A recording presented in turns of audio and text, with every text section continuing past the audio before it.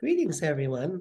Welcome to Howling Coyote for today. And I'm privileged to be here with Mark Wenitong, who's an almost retired Aboriginal general practitioner from Cairns, Australia. And we're here at the Psychological Medicine Conference on Hamilton Island, Australia, which is a most gorgeous place. And so welcome, Mark. And I'm going to take it away, give it to you to take away, and just want to invite you to tell us a little bit about yourself and maybe how it was to become a GP as an Aboriginal person in Australia, and maybe some of the challenges and things that you overcame and what helped you along the way, and kind of your journey to get here. Oh, look, fantastic. Thanks for the opportunity. Really appreciate it. And fantastic to meet you. Look, my journey was a fairly long one, I guess, and I kind of believe really guided by my ancestors in lots of ways, because the things that I've ended up being involved in, I never would have imagined myself being involved in, or even getting a medical degree, to be honest, because nobody in my family, I was the youngest of six, and my oldest brother had died of a brain tumor. Nobody in my family reached secondary school, except for me. I was the only one who went to what we call high school, or grade 11 and 12. So it was, and the main thing there, really, the main driver, I guess, was not, I had my parents were separated when I was young, and there was kind of alcohol and DV and stuff like that from my dad. But my mother was such a strong matriarch of our whole family, so she brought us up.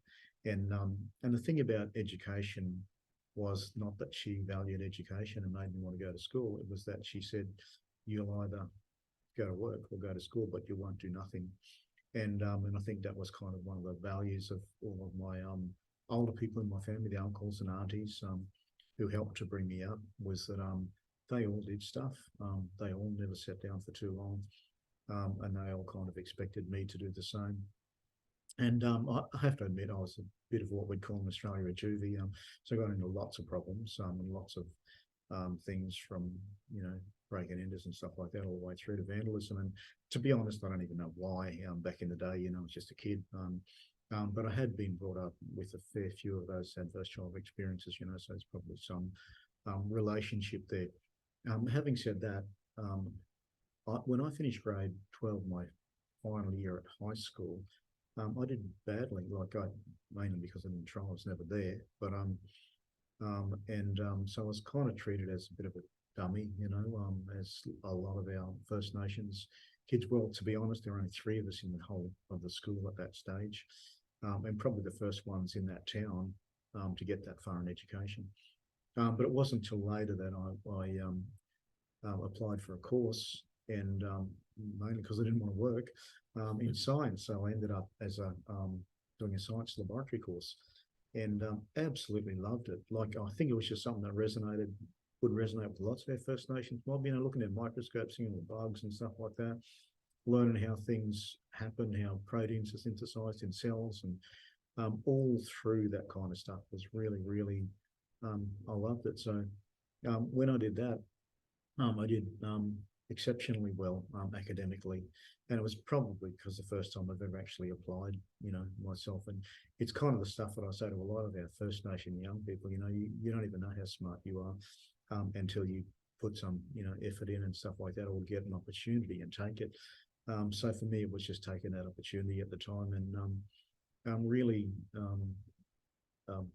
kind of helped me with that science background. Then I ended up spending 11 years working in pathology laboratories. So basically, all of the kind of clinical sciences in laboratories, hematology, serology, histology, histopathology, those kind of areas. But it gave me a really good background for medicine. But the secondary thing that was happening was my mother was working as what we call an Australian Aboriginal health worker. So basically, in between somebody who just helped out the clinic and a nurse kind of somewhere in between there with some training and some background in health. And they perform an invaluable role. And since then, they've really come a long way, and it's become a career pathway, which is fantastic. But Mum did all that work, and then as I was working in the laboratory and I was getting all the samples from the Aboriginal communities that she worked in, and I just realised then, even as a young person, how big the issues were for our people, like really massive. The kind of pathology we're getting through there was fully third world, you would expect in a developing country. And kind of thought to myself, what can I do to make a difference with this? And I can't do much as a laboratory technician, just working away in a lab. So I thought either law or medicine, and then I got into medicine, and that was basically just a much more streamlined thing for me because I already had that medical science in my background, so it made it a lot easier to get in, and then to work in med. But I'd have to say, I didn't come in the same as lots of our people. I didn't come in with any kind of medical socialization or skills. A professor was somebody who I'd never met before. I had never met a professor before. I'd never met a doctor actually socially before.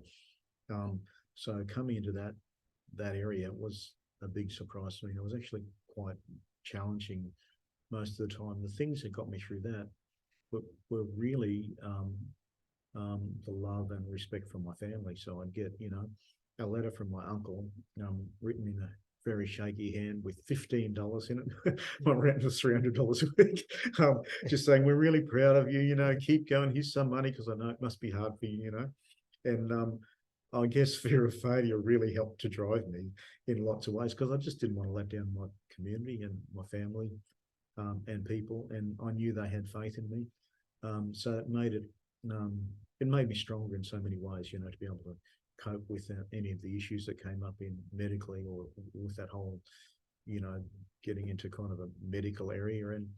And look, I don't bag my medical colleagues, but it's a fairly affluent area, and I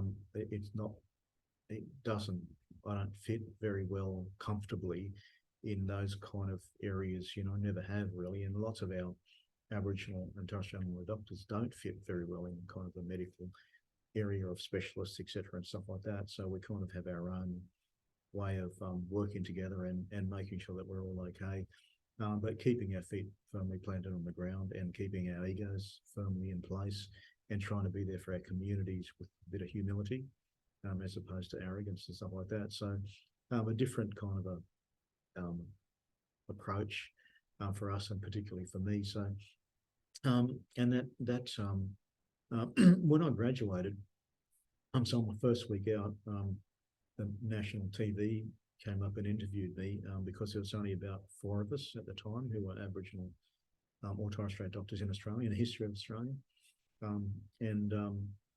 and kind of said, I was in my intern year, which is, when you're freaking out, wondering what you're going to do with the stethoscope, hoping Nathan has a heart attack in front of you, because you won't know what to do. But first thing the interviewer said was, so how are you going to solve the Aboriginal health problems in Australia? And I said, well, if I can get through the next week without killing anybody, I'll be pretty happy, and then after lunch I might start with the, but it was right from the start of that, there was a political pressure and other issues. And don't get me wrong, I specifically did medicine to help our people. It wasn't really a career move. I didn't actually even know much about specialty training or anything to do with careers in medicine. I just did it and thought I'd be able to help. And so ended up thinking through then, as I was finishing my training, how I could best be involved and involve myself, to make sure that our people got better health services, etc. So from then, we organised the very first get together of Aboriginal Torres Strait Islander doctors, doctors and medical students. There weren't many doctors, but there was quite a few medical students, and formed an organisation. Like, we kind of didn't know what to do really. We just went, oh, well, let's just get together, and we formed an organisation called the Australian Indigenous Doctors Association, We were going to call it the Aboriginal Medical Association, but the AMA had already been taken. So we called it that, and serendipitously, I guess, there was a whole lot of work going in the Australian health system on Aboriginal and Torres Strait Islander health workforce and how that could be driven. And we're obviously able to play a key role in ensuring that we started developing stuff Australia-wide and that the universities and medical schools were supportive, curriculum was supportive. And so suddenly, rather than being just a clinician or a doctor, you had to be kind of a policy person as well. And I had no policy background whatsoever. So I had to learn everything as we went along. And I had some good mentors, that around one or two docs who'd been through the ropes, and well, actually only one who'd been there in policy land, and was very supportive and helped me along the way. But we learned things very quickly, and managed to place ourselves as the Indigenous doctors very much cemented within the whole health system, to the extent that, and this was strategic from us. We really wanted to make sure we weren't the little black add-on, of an extraneous kind of body that maybe would get some funding or not. So we worked with the Australian colleges like College of GPs, College of Physicians, College of Surgeons, Australian Medical Association, and we shored up their support so that we were seen as central to the Australian health system. And so if anything happened to us, they'd be answerable to the other colleges as well, and that worked well. And we kind of try to play the whole Australian health system a bit, and particularly the public health system, or I should say the bureaucratic system, in that we'd get a secondment across to our organisation from the Department of Education or Department of Health, and ask them to write our submissions, and then they go back to the department. They'd have to assess the submission. That kind of worked out as pretty successful because it was their submission, so they weren't going to say no. But just trying to make the system work for us, So we were able to develop and look, honestly, that had to become one of the most successful Aboriginal and Torres Strait Islander health workforce approaches in Australia. So we went from maybe 4 of us to well over 600. And don't get me wrong, that took 15 to 20 years overall, but it's embedded in the Australian health system now, and embedded enough so that we got to write the first Aboriginal and Torres Strait Islander health curriculum for all the medical schools in Australia and New Zealand. We would work with the Maori brothers and sisters as well. And so for the first time, we had the first nationally agreed curriculum in Australia, because medical schools don't like each other generally, so they don't want to have the same curriculum as anyone else. But this one was the first one that was signed off by the Australian Medical Council. We got it accredited. So medical schools had to show cause if they weren't doing what was in our curriculum that we designed, etc. And our thoughts there were, it isn't just making it safer for our First Nations students who are going through medicine to have a strong curriculum that was supportive, etc. It was that, other doctors were going to graduate mainstream, they're going to become health ministers and prime ministers, etc. And they'd at least have some idea of Aboriginal and Torres Strait Islander issues if we got this in place, So, and that's been going okay. I'd have to say I'm not sure if they still have much idea, but of our issues, but they've got background now, at least, if nothing else. And look, and my perspective personally is that I really thank my ancestors and the Creator for really helping to guide footsteps. And I'd have to say, as an Aboriginal clinician, there is a lot more pressure on you from both community and health bureaucrats and systems, etc., to do a lot more. So, as anybody, it doesn't matter which country you're in, if you're First Nations person and you're in health service stuff, your people will just ring you day and night whenever, because you're just on call whether you like it or not. So the hard parts, I guess, are doing things like responding to suicides and stuff like that, and being called by family to come out and help clean up, a young boy who's taken his own life, and watching parents trying to shake kids back to life, and those horrible things, but they just make you want to do better and want to do more, and be able to get through all that without getting too much stress yourself, but still taking care of yourself in some ways, which we're all pretty bad at, I think. But having to do all that kind of stuff as well. But seeing that as a clinician and frontline person really helps me with the policy stuff as well. So I can sit with politicians and high-level policy people and tell them what really happens in frontline, what we really need, and things like that. So that really helps, and has helped all the way through this career. And so yeah, it's been a long journey. I'm pretty worn out, but since then, I've had, my own 4 children. I've helped to bring up another 3 with my partner, and I've got 12 grandchildren. My oldest grandchild now is 21 this year, and I've got right down to little ones, and it's just so good. I've got a son who's followed my footsteps and is now a doctor, and doing some fantastically good work, so I can hand everything on to him now. It's all yours, son, you take over now. But it is good, and look, within that, I'd have to say, bringing up my kids, my own 4 kids, and trying to teach them that in both ways. Look, you can do you can do anything that you need to do, if you want to get there, but don't be surprised if it's going to be a lot harder and take a lot longer, and you'll have to face racism and a whole lot of other things. It isn't going to be easy, but you can get to where you want to get. And I think my kids kind of do it better than I do these days. They're my heroes. I've got one daughter who's got a gold and platinum record sales and stuff like that, and who's done really well. And another son who's a doctor now, and I've got another son who's not doing it quite as well. Who's probably the smartest, most talented person in their family, to be honest.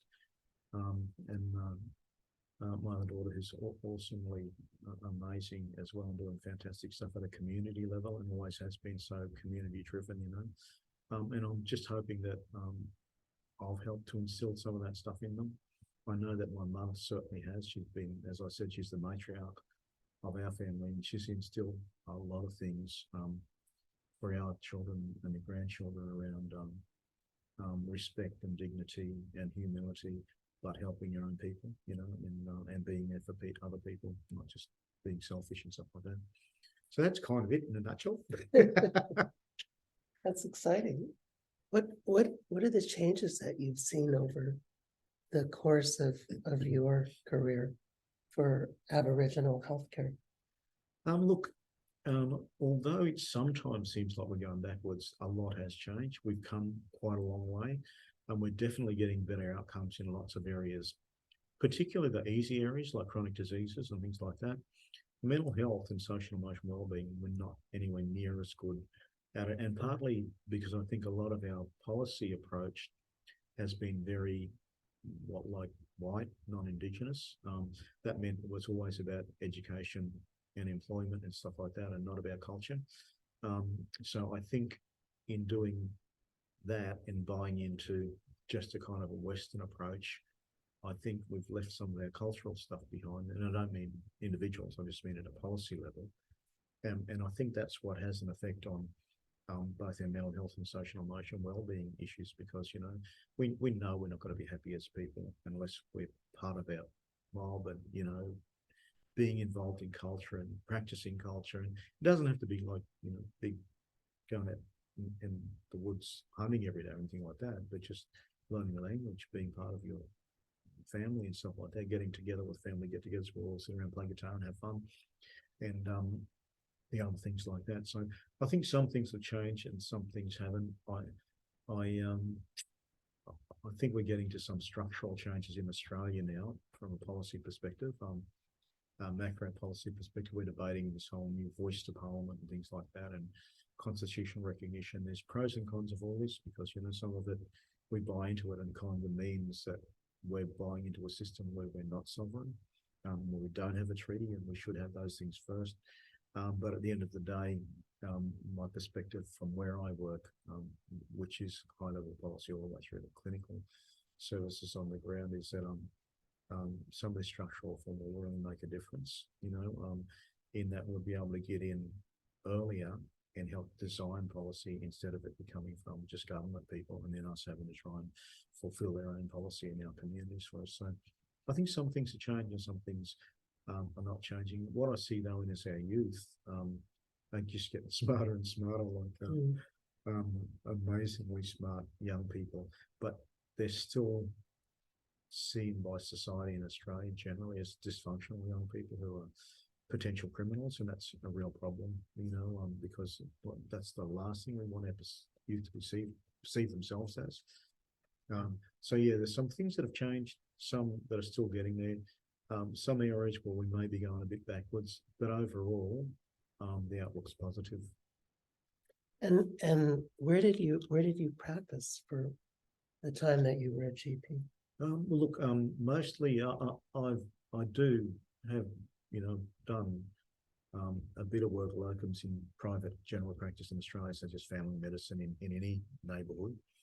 But mostly I practiced in, or almost always practice in Aboriginal health and Aboriginal communities. So started in Central Australia, right out in the Western Desert there, and Central Desert, with very remote communities, and learned so much. I'm a saltwater person myself, but working out there showed me so much. And in places where culture is not only intact, it is the most important thing in some of those communities. When there's cultural ceremonies happening, they close roads and stuff like that. It's serious, and really helped me better to understand in my own culture and how to approach things, and then practiced as well. Then this was after all the hospital training, obviously, but and then back in Cairns in North Queensland, at big Aboriginal medical services back there, and then more remote again up in Cape York and Torres Straits, around with big Aboriginal community-controlled medical services, we call them, and that's fantastic because it's beautiful working with 100 other people that are all First Nations, and in everything from doctors to nurses to allied health, the drivers and gardeners and cleaners and everything, we're all the same, and working in those organisations, absolutely fantastic. And so I've learned a lot from everybody, and I'm really lucky I had some Aboriginal nurses that were senior nurses that kind of helped me out when I was a new doctor, and I know there's been this thing between doctors and nurses, I don't know, about turf wars and stuff like that, but honestly, it hadn't been for those nurses, so I wouldn't have made it through. They were just generous and giving and humble and lovely people. It really helped me on my way and helped to learn me, how to be a good clinician, etc. So I'm really lucky to have learned and worked mostly with our own people in our own organisations. And now you've recently started working with am I pronouncing it right, the Lowitja Institute? Yep. What are you doing with them? The Lowitja Institute is an Aboriginal community control national research institute, which has been around for a while now, and more recently become fully kind of Aboriginal community controlled via a board, and it's kind of the way it does business and its governance. And with them, it's fantastic. Look, and this is nothing against other academic institutions, but I do a fair bit of research, and even a lot of our people who are working in the big academic research institutes still have to. There's the institution's agenda, and then there's their First Nations agenda. With Lowitja, it's just all First Nations agenda, and it's really grounded. So really lucky there. And my role is around kind of governance and oversight of research knowledge translation. So how do we put the research we get into practice, practically, and where do we put it into practice? So working with local organisations, etc., in translating that research back into, well, how would this work as a program? So we found out this information when we did the research. What does that mean for your organisation? How would you put that into a program and practice it? And how can we make sure that's going to work and it is working? So it's kind of around that role And for the first time through the Lowitja Institute, we've been able to give community grants to organisations without an academic institution being involved, because usually all of our research money comes from, major research funds. That all has to go through an academic institution. This is the first time we're putting stuff out straight to community groups, saying, what do you need to know that's going to help your local organisation do better? This is all for Aboriginal communities, and then we work with them. We supply with them academic, gurus and stuff like that to help them think through evaluation and all those kind of things. But basically, they do their own research for themselves, and they get capacity development and career development in that. And that's been really exciting working with Lowitja from that. An institute chair, fantastically good place to work. Really, really good people, really long vision, and are flexible and open. So their policies are not going to stop them from being able to work well with Aboriginal communities. And if they were to stop them, they'd have to ask themselves some big questions, so which is what we do. We make sure we're trying to be there for our communities. And can you tell us, you've done some research yourself. What's your favorite study that you did? My research has been really broad, so everything from workforce through to the this new work I've been doing on allostatic load, basically, and that's one I'm probably the most excited about at the moment, because for a long time, our First Nations people in Australia, from a policy perspective, have seen as it's all our own fault, like if we have early heart disease, premature heart problems, stuff like that, it's all our own fault. We just got to pull up our socks and try harder. This work that I'm doing now around allostatic load, which is kind of the sum total of all the stresses on somebody, and how that works with them physically in both chronic disease, mental health, and behavioural issues, says a completely different story. And the story is, colonisation actually has and continues to provide stressors that we're finding really hard to deal with, because it's not going to go away. But we're having to find ways of us finding, better ways of dealing with those kinds of issues that come up. So, and this allostatic load model that I've been looking at kind of provides us with a pathophysiological, coherent kind of a reason for some of the issues that we have in our communities. And it's not just because we're dysfunctional or stupid or angry Black people, it's because there's some real issues and they're structural, and we need to do stuff about them. And so sometimes when I say structural, people say, well, isn't it about you just do better as a First Nations person in Australia, you get a job, blah, blah, blah, you'd be right. And I go, actually, no, you can still be beaten to death by the police. And I have nothing to do with that. I don't see that doctors, doctors not printed on your forehead, and stuff like that. You're still just as at risk of some of the structural issues and conflicts coming back to bite you. So it is as well about as us using our personal agency right through to how we structurally change the system, so that we have less of those stressors, so less chronic disease, less heart disease, less strokes, less diabetes. And people will sometimes say, well, it's really up to you guys. You need to have more personal agency. And we go, well, look, we make up 2.8% of the population and 20% of the elite sports people in Australia. We've got plenty of personal agency, and that's against the odds, So that's kind of a wrong statement. We have that as well, but sometimes that ain't going to stop you from getting bad with the system, So both those things are really important: the personal agency part, us doing our part, but also structural system changes that support us. And it'd be just nice occasionally for the system just to support us, so it wasn't a battle to get ahead all the time, But we're slowly getting there. Yeah.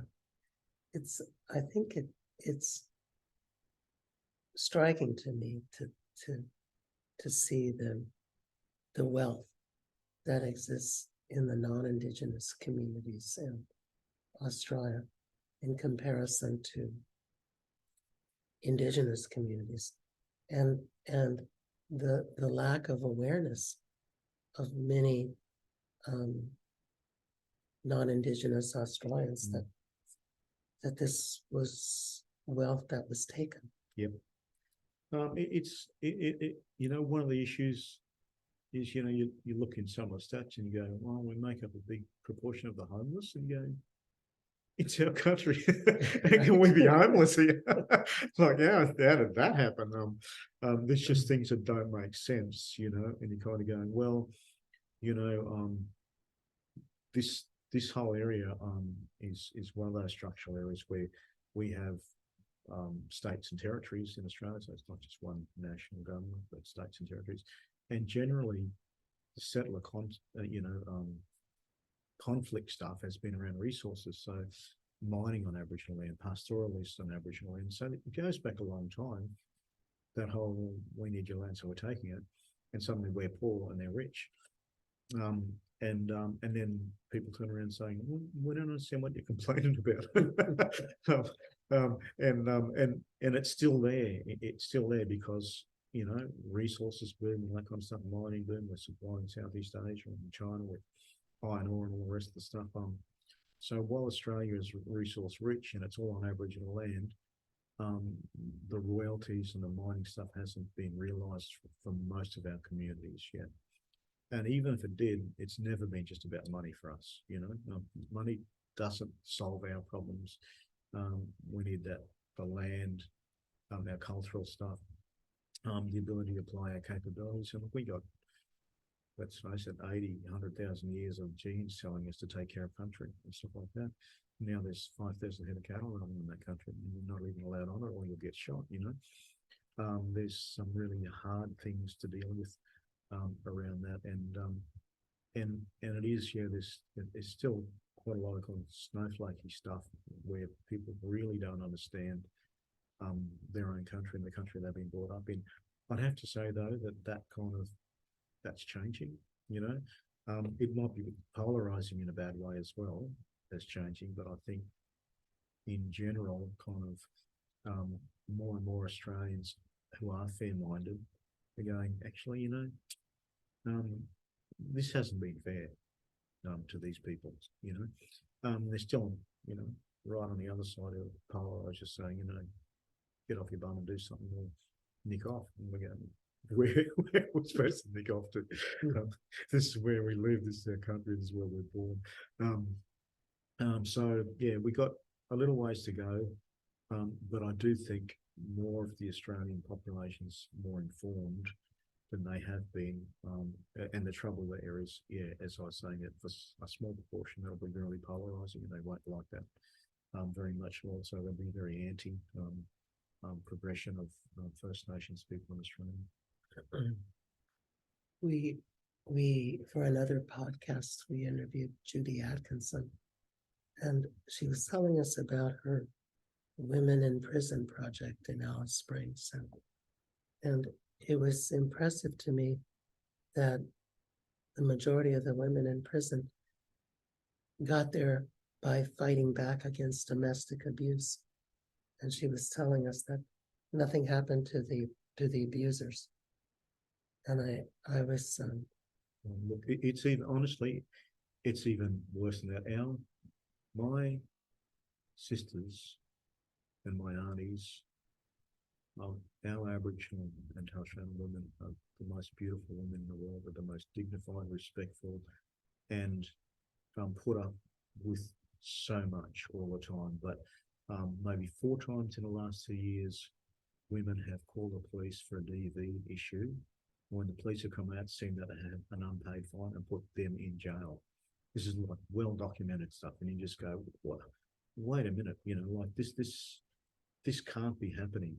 Similarly, in New South Wales, one of the ladies was in the domestic violence home with her children, couldn't get to court. She got fined for contempt of court and put in jail. For a domestic violence court case, you know, you're just going, this is completely nonsensical, and don't tell me that the police don't have the authority to go, like, we won't worry about that, you know. You know, you're being bashed. We're here to protect you. and let's just do the protecting instead of trying to do the letter of the law and saying, oh, sorry, you've got an unpaid fine, so that's the first thing we check, and so you're going to jail. That just means that more of our women won't call the police for help when they most need it, and that the group that's supposed to be protecting our women will be doing worse damage. Those things still happen. Australian Law Reform Commission put in a paper a couple of years ago saying that should be happening anymore, but it still is, and it's a massive problem. So yeah, it's not just fighting back. It's that they just get caught in the system somehow when they're trying to get help, and that's completely unfair, unethical, and immoral as far as I'm concerned. And I think that's probably an example of what you're talking about with structural violence. Yeah. Yeah. Absolutely. Yeah. That these women know that they can't call the police for help because the police will turn it back on them. Yep. In a negative way. Yeah. Yeah. Yeah. Well, we certainly see that in the United States too. And what can you tell us about have you seen some examples of bringing culture into mental health that have been working? Look, a couple of areas. One is in Australia, we have this stuff called step care for mental health. Basically just saying, look, if you need a little bit of, if it's low grade kind of social well-being, anxiety or something like that, or not coping, there's this level of help you can get. If it's a bit more, you might need, counsellor, social worker. If it's a bit more, you might need a psychiatrist. If it's a bit more, you might need to be admitted to hospital, But we developed our own step care approach from a cultural perspective around, there's community helpers. There's always people in who we call natural helpers. There's the auntie everyone goes to when they've got a problem, So we're trying to work out ways of resourcing them so they're not just doing it off their own back all the time and getting burnt out. And then next step up is our cultural ceremonies. So we have smoking ceremonies, which are really about addressing bereavement and loss in cultural ways, So using those kind of ceremonies, and then on top of our tree would be, similar to the psychiatrists, would be our traditional healers, who can also work with our mob, and they specifically probably do much more in social, emotional wellbeing and mental health than anything else. And I've worked with quite a few traditional healers, and including inside the prison system as well. And people sometimes say to me when they're interviewing me, well, how do you as a Western trained medical practitioner, view traditional healers? And I go, well, I was trained for 6 years and they've been trained for 60,000. They might have a bit on me, a bit of knowledge on me, but so there's kind of been ways, and because we've been doing this big study called Our Cultures Count, or my Kauai study in Australia, and looking at how the practice of culture and being involved in culture can be protective, and we're finding really awesome results. So basically a dose response to the more time that you spend on at people's country and stuff like that, the better you get, the better you feel, less anxiety and depression, better social emotional well-being, better excellent life satisfaction, those kinds of things. So what that helps me do when I'm doing translation in the practice is if I do an assessment of a group of men in a community at a men's group, and I find that overall, out of 50 men, most have, some mild anxiety, depression, I can say to the local council, the local Aboriginal land council, and so on, hey, you know what? A camp on country would probably do better for these fellas than me giving them any pills and sedatives or antidepressants and stuff like that, because we know it works. And it's what our old people have been saying all along, but we've never had Western evidence to prove this. So now that we do have some Western evidence as well that shows this works, let's start utilising that and translating that back into cultural practice. So those kind of things. In other areas where we've seen a lot of disengaged kids who've been kicked out of boarding schools and have to go back to their remote communities, what the schools don't understand is that they kick them out of their schools and they're 15 and 14. that's the end of the life for them as far as education goes. There are no other pathways. So A, don't kick them out of school. But B, how can we reconnect with those ones that are really disengaged? Because we know they're high risk for suicide and other things. But what we found from some of our research was that the most disengaged kids were the ones who were strongest in culture. They loved their culture and most interested in that. And so we're trying to find hooks then of how we could, if they had to come back to communities, can we get them involved in our junior rangers programs? And rangers programs, the Aboriginal rangers programs in Australia, basically taking care of country and doing things traditional way around burn-offs and clearing and, anything we need to do with the land, taking care of that, taking care of our sea turtles and a whole lot of other things like that. So we could automatically get these kids directly into those kind of programs where they're actually practicing culture as a re-engagement back into the system as well. And I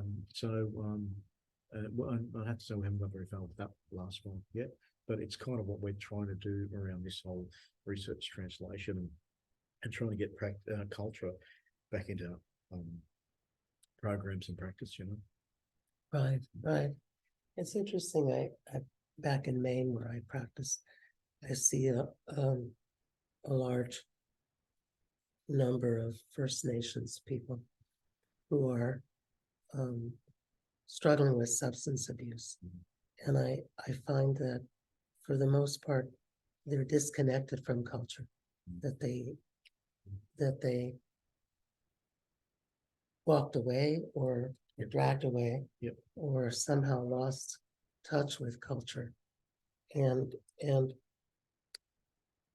I don't know if you've seen this, but at first they're not that interested in coming back to culture.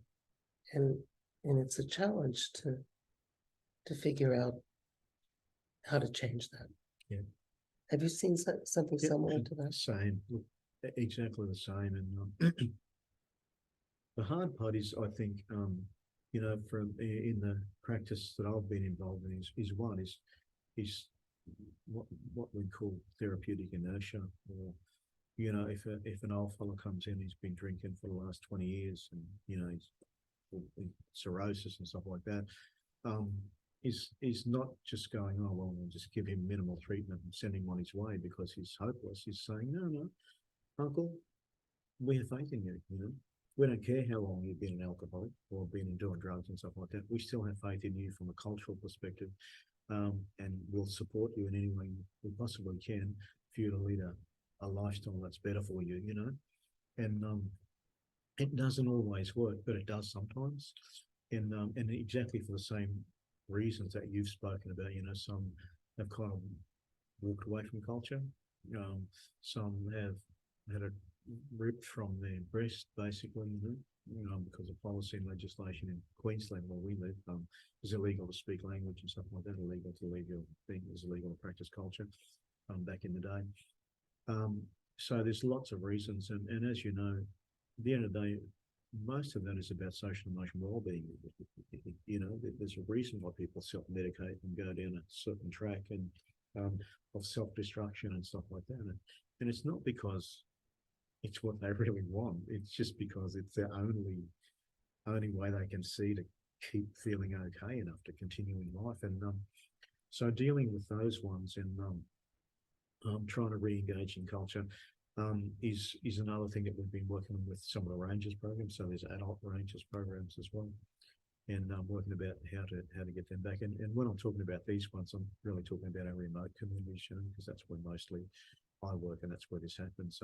It's different in the urban communities. There's probably less access to lots of things that are cultural in our urban communities, even though people are just as cultural. But I do find the same things, and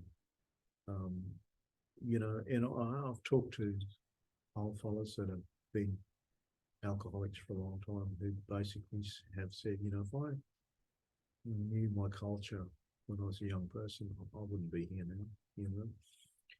If I knew who I was supposed to be, who I am, my identity, and all the rest of it, I'm pretty sure I wouldn't be here now. But it's still exactly the same issue. Exactly the same issue. And it's really challenging, and I don't have answers. We just try different things and try and make sure. But the main thing from my perspective and the perspective of the services I work with is that we're never going to give up.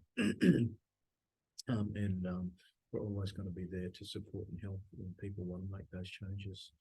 And I do think as well, you know, it's also about environmental things where, you know, I can help a man to give up alcohol while he's in rehab, but then as soon as he goes back out and there's alcohol available, like, you know, and nothing else, or he's getting put down, all the rest of it, you know, I go, well, it's got to be twice as hard for him to stay sober when he gets back into that same environment. So how do we change the environment a bit more as well? Yeah, I've seen that too, that when you go back to the people you drink with, you go back to drinking. Absolutely. Yeah. Absolutely. Yeah.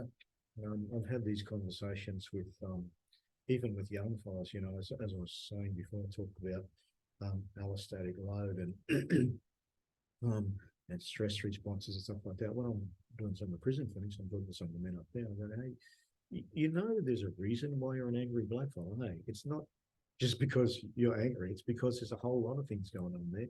And when I talk to you about your childhood and your upbringing, I'm amazed that you even made it to adulthood. You know, you're a miracle already, you know. But once you understand these kind of things about yourself and have some insight into them and realize actually you can forgive yourself a little bit as well, and we can try and help you move on. And honestly, most of the other older guys get that.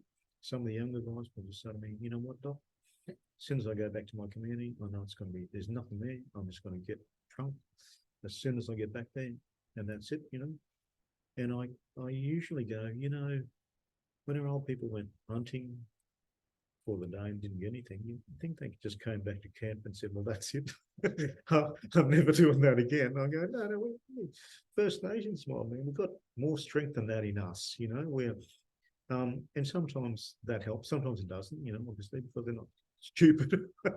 um, but but the thing is, I think from my perspective anyway, it's been saying, yeah, look, I understand it's going to be 10 times as hard for you as a non-First Nations person to get out of this rut, but I still know that you've got that First Nation strength within you, you know. You're still a First Nations man, you're still a warrior in your heart. And so how do we help and encourage that? And sometimes that's helpful. Like, and don't get me wrong, sometimes that's not helpful, you know. Depending on where people are at, you know. But it's same issues, yeah. Yeah. It's Yeah. it's a hard one. Well, what we see in Maine is that there's no social determinants of health. There's no work in the First Nations communities. And well, so you either work for tribal government or you work for the health center, or otherwise there's no work. I don't know if it's the same in Australia. Particularly in our remote communities, that's about it. You work for the Aboriginal Council, which can be on roads and infrastructure and stuff like that, or you can get a job in the health service, you know, usually as the kind of lowest level of pay and all that kind of stuff. Luckily, we've been able to get some career development happening in those areas as well, so people do that. But there's very little else. And like, you can go and train as a high-powered lawyer, but you're not going to get a job back in this community as a lawyer. Like, there just isn't any work for that. So how do we make sure that, and we've been doing some research around this. We've been following a cohort of young people and going, how do you make choices after you leave school around what you want to do? And so while we encourage them to go to university and stuff like that, and most will say actually it's so much harder at the academic level outside of our community than what we used to. And that makes uni really, really hard, university courses. And many, if not most, will end up back in the community. But what we haven't done is create those kind of things back in our communities around work. And like, even with the health stuff, our health services, a lot of these kids are saying, oh, we'd love to do health because we really want to contribute to our community. They definitely want to contribute. They are not like some other kids who just want to go away and be rich. They definitely want to. Nearly 100% of the ones that we surveyed said they want to make a difference in their community, want to be seen as a role model, want to turn into a leader, you know. And but at the moment, there's nothing of substance back in their communities, and even in health, while we're saying we don't have enough health workers and stuff like that, we're not reaching out to these groups either. So, you know, sometimes there are jobs, and we're just not, the services are not reaching out in the right way. And other times there's just nothing there, and you're kind of trying to figure out, well, yeah, you know, you definitely could still go away and do law and then come back and work with a land council around, you know, land law and stuff like that. There's, well, things you can go away and be an engineer, come back and work for our tribal council about, you know, how the water stuff works and that kind of thing. But none of that's well articulated. It just doesn't happen. A lot of things aren't joined up, you know. Same thing, and then so kids just go back and they want to be there because they want to be involved in ceremonies. They want to be there when auntie dies, or, you know, whatever's happening back in community, and they feel real responsibility for that. But at the end of the day, they're going to have, you know, 12 hours of doing nothing. And so it's just easier to smoke ganja, you know, and smoke weed and stuff like that, and or get drunk. And many of our communities have alcohol management plans, so we're not allowed to have alcohol in the community at all. It's zero tolerance. But when that law came in a lot of these remote communities, it was completely resource-free policy from the government. So it's easy to say we're banning alcohol, but you're not going to provide any rehab service, you're not going to provide any counselling, you're not going to provide any of the medication or anything like that, or treatment centres, which is exactly what happened in our state. And then people turned from alcohol to, you know, marijuana, because it was easy to get, and they still didn't have anything to do with their lives. So that was the next best thing. And so yeah, it's a hard one, that in communities where there's very little infrastructure. And honestly, we could build the infrastructure if we wanted to, if Australia as a nation really wanted to do better. There's definitely things we could do, and we could do it a lot better. We just don't think, we don't connect health with the employment, or the, you know, employment with infrastructure development at a local community level and things like that. And in a targeted way, you know, so that we know local people can get jobs.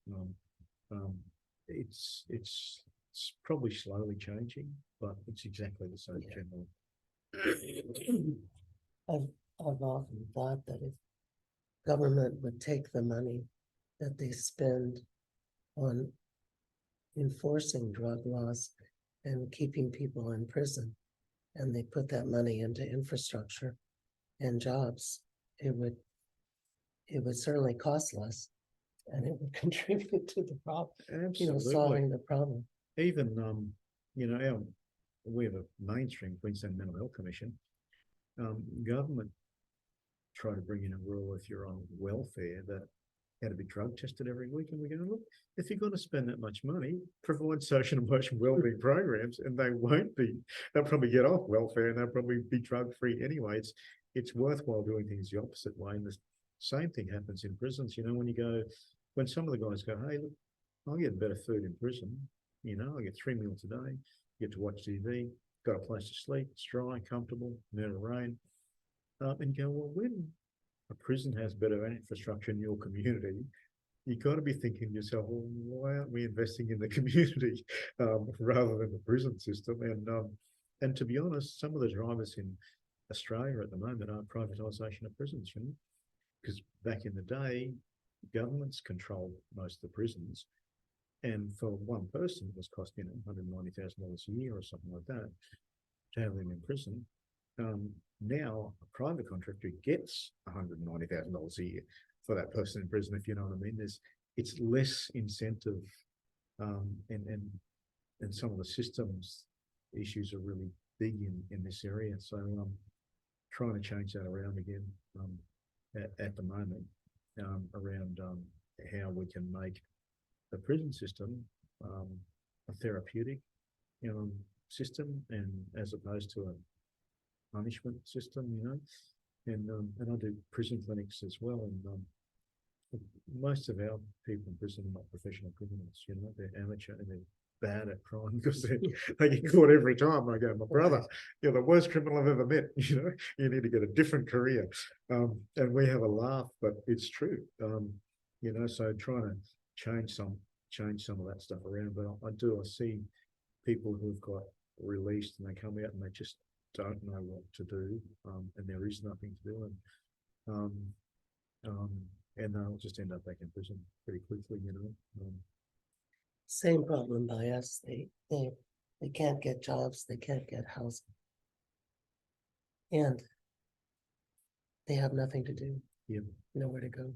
That relationship between lack of housing and crime and mental health, issues is massive. Housing is such a big thing, and in many of our communities, they're overcrowded housing, and very, very overcrowded. And even during the COVID pandemic, like we're telling everybody, you got to wash your hands 54 times a day and stuff like that. Desert communities don't use water like that. The water is rare and precious, and you wouldn't wash your hands 54 times a day. And then when we looked at the housing infrastructure, there's a program we've got called Housing for Health, and it does an evaluation every 5 years or so.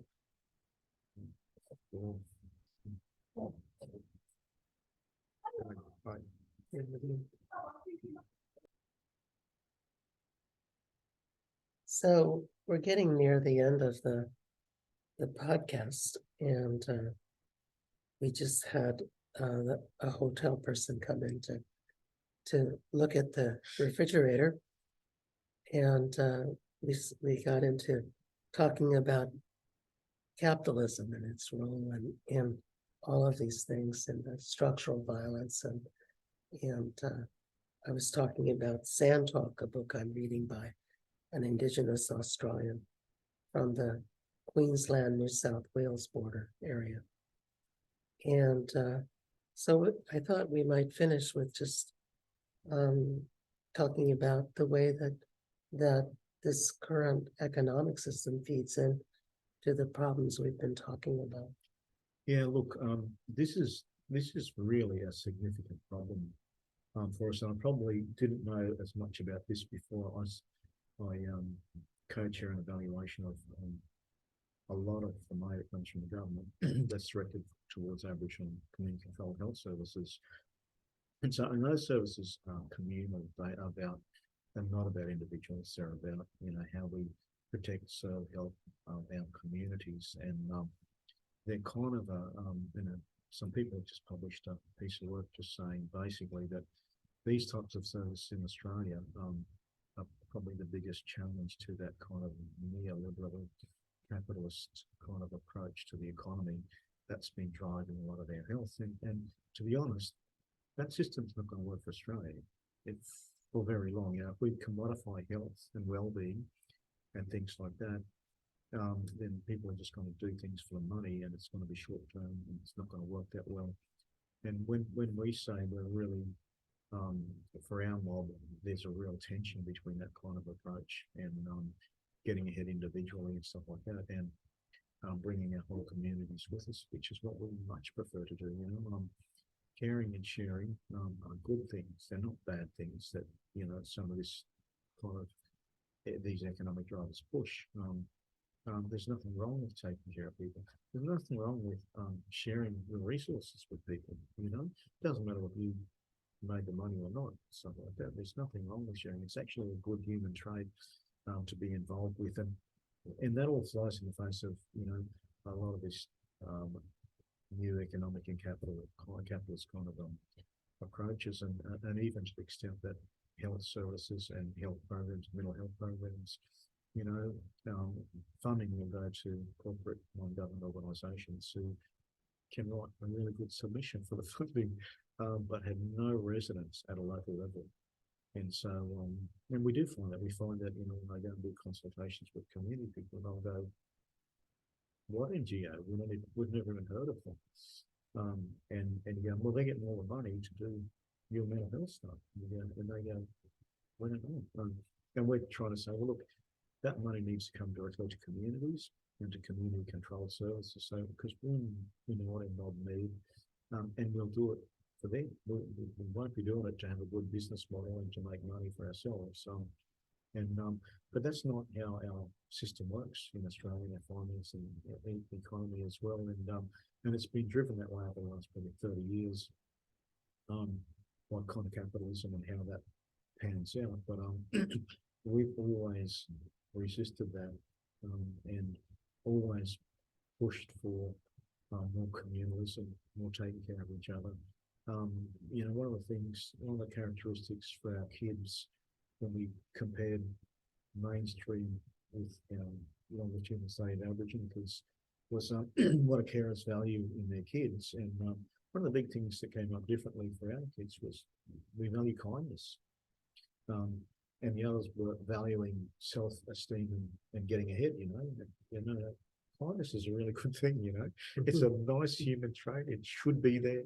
And kindness is about sharing, and that's not how our commercial economic system works. It's almost the opposite of that. So yeah, we struggle with that in a big way. And when I was looking at this evaluation of a massive amount of money that goes into our services, I realised that